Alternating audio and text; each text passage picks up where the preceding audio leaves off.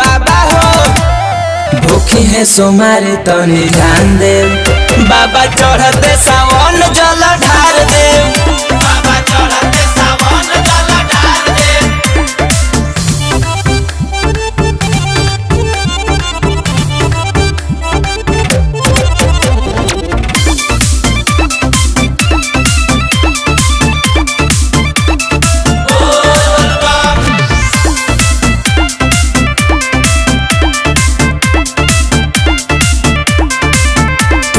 चल चला हो जल ढार ली हो हमारा लालसा है बा।